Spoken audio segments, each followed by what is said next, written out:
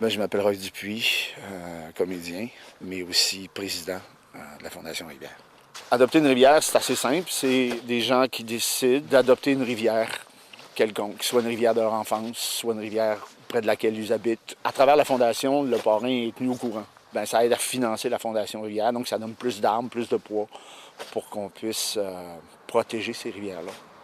Aujourd'hui, on va rencontrer un groupe de citoyens qui s'est mobilisé pour protéger la rivière du Nord contre la pollution en amont principalement, puis protéger le lac Raymond. Président de l'Association de protection de l'environnement du lac Raymond et de la rivière du Nord. L'association a été fondée en 1974 pour protéger le lac Raymond et la rivière du Nord contre toute pollution, contre toute chose qui peuvent détériorer la qualité des eaux de cette magnifique rivière qui est au nord de Montréal. Je suis dans le développement durable depuis 25 ans et plus et ça me touche énormément.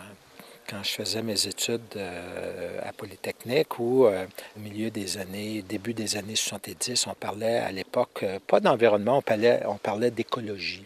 Mais on ne mettait jamais un coup sur ce qu'on appelle aujourd'hui les externalités environnementales négatives d'un procédé de fabrication.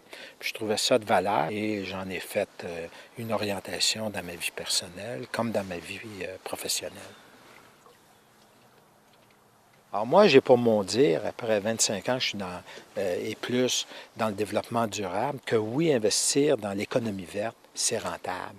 Les gens disent non, c'est un coût, non. C'est un investissement pour la société, puis c'est un investissement pour des retombées économiques positives à tout point de vue. On est rendu qu'on exploite les ressources à une rapidité assez incroyable, des fois inutilement. On est rendu à un point où il faut prendre nos responsabilités, où il y a du ménage à faire. Pour moi, il n'y a rien de plus représentatif que l'eau pour représenter la vie. L'environnement nous appartient à tous et on le partage. Puis tout le monde a des souvenirs, un attachement, que ce soit culturel ou les paysages, la beauté des paysages. Juste de donner accès à ces beaux endroits-là, des endroits de qualité où c'est pas contaminé, les gens vont développer un attachement de plus en plus fort, puis vont tenir à ces endroits-là. Parce que ça appartient à tout le monde, personne ne s'en occupe. Il n'y a pas le droit de l'homme à un droit de vivre dans un endroit qui est propre. Ce n'est pas dans la Charte des Nations unies.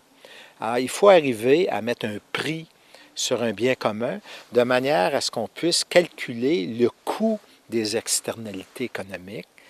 Et à ce moment-là, en mettant un prix, les décisions d'investissement vont être hautes et ils vont être plus en protection pour l'environnement. On est tous, quelque part, l'être humain, un homo economicus. Quand ça atteint notre poche, on fait plus attention. Pour avoir des politiques où on mettrait un prix sur le bien commun, il faut des politiciens convaincus, compétents, puis qui veulent. Puis on va avoir ces politiciens-là. Si le peuple en arrière dit aux politiciens, c'est ça qu'on veut. Donc il faut convaincre le peuple.